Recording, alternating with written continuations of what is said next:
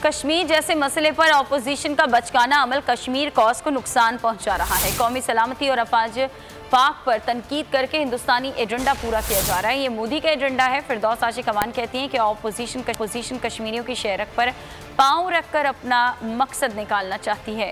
ہماری جنگ مودی کے مائنڈ سیٹ کے خلاف ہے۔ معاون خصوصی نے کہا کہ بروقت اقدامات کی وجہ سے لاہوریوں نے بارش سے لطف اٹھایا۔